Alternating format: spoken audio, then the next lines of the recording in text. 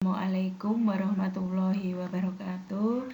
Nama saya Siti Nur Kamitah, CGP Angkatan 9 dari SDN 2 Kandangan, Pesanggaran, Kabupaten Banyuwangi. Di sini saya akan membuat video kontekstual penugasan 1.1A6. Tujuan pendidikan menurut Ki Hajar Dewantara adalah menjelaskan bahwa tujuan pendidikan yaitu menuntun segala kodrat yang ada pada anak agar mereka dapat mencapai keselamatan dan kebahagiaan yang setinggi-tingginya, baik sebagai manusia maupun sebagai anggota masyarakat. Oleh sebab itu, pendidik hanya dapat menuntun tumbuh atau hidupnya kekuatan kodrat yang ada pada anak, agar dapat memperbaiki lakunya, bukan dasarnya, hidup dan tumbuhnya kekuatan kodrat anak. Pendidikan yang berpihak pada murid di sini adalah menurut Ki Hajar Dewantara mengupamakan pendidik itu sebagai petani. Jika petani menanam padi, maka ia hanya dapat menuntun tumbuhnya padi. Ia dapat memperbaiki kondisi tanah, memeliharanya, memperbaiki pupuk dan air, membasmi ulat-ulat atau jamur-jamur yang mengganggu hidup tanaman padi tersebut. Meskipun pertumbuhan tanaman padi dapat diperbaiki, tetapi ia tidak dapat mengganti kodrat irodatnya, dalam arti menjadikan padi yang ditanamnya menjadi jagung. Apa itu pendidikan yang berpusat pada siswa?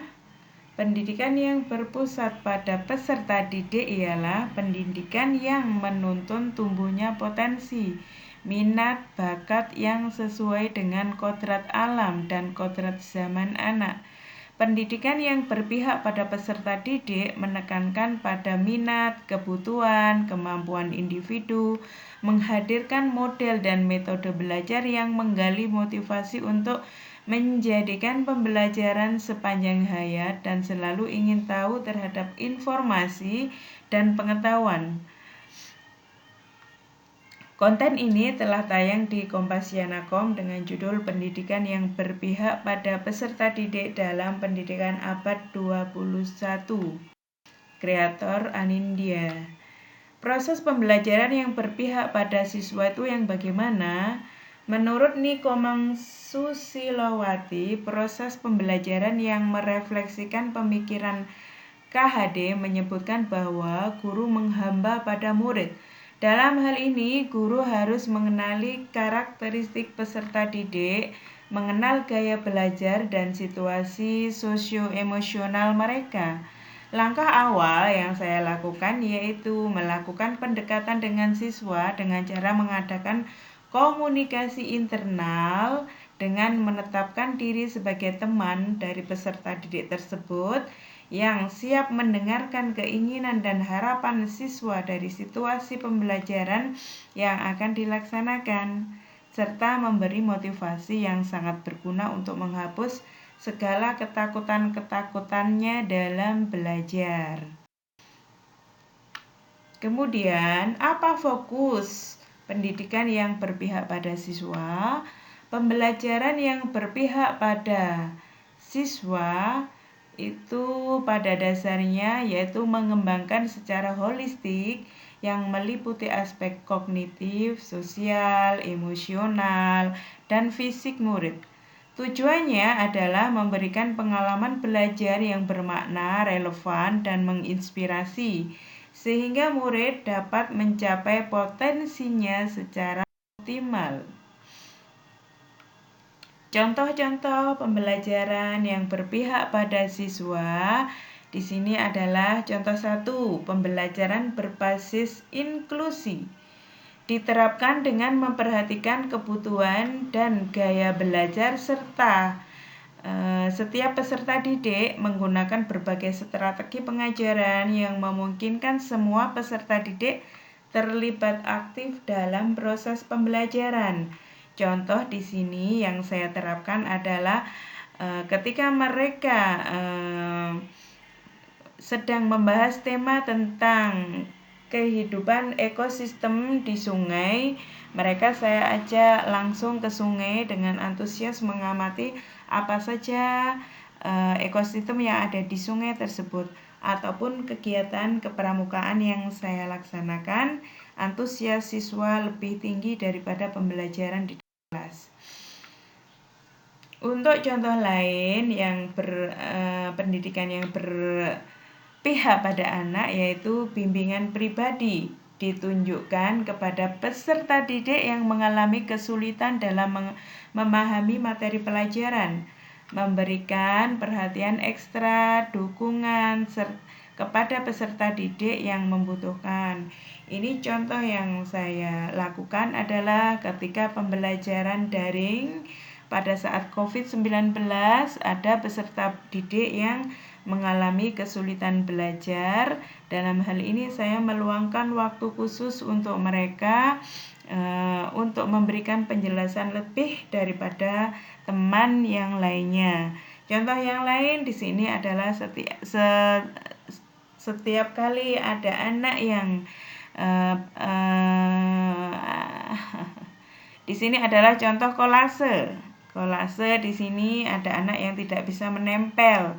Nah, karena dia tidak bisa menempel, maka kami harus dengan telaten memberikan pengajaran, contoh, dukungan, serta motivasi dari teman-temannya agar dia bisa menempel, membuat kolase dengan baik. Selanjutnya, contoh pembelajaran yang berpihak pada siswa yang lainnya yaitu menghormati perbedaan, mengajarkan dan menghargai keragaman budaya, agar latar belakang sosial dan keunikan individu setiap peserta didik menyediakan ruang bagi peserta didik untuk berbagi pengalaman dan pandangan mereka. Contoh, mengadakan ekstrakurikuler pramuka, kurikuler tari daerah, serta kepedulian terhadap siswa yang membutuhkan. Di sini contohnya adalah ketika anak-anak saya ajak untuk melaksanakan kegiatan pramuka, ada anak yang tidak mempunyai bekal atau lupa membawa bekal, maka dengan senang hati teman yang lainnya berbagi.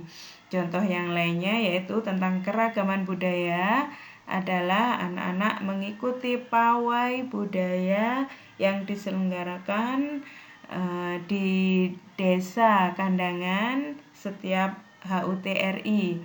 Contoh lain adalah pemberian bingkisan alat-alat tulis bagi siswa yang mengalami kesulitan dalam membelikan alat-alat tersebut.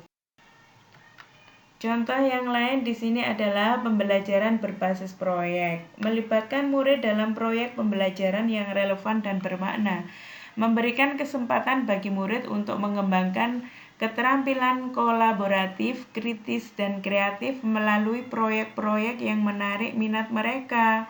Contoh di sini adalah proyek membuat karangkitri.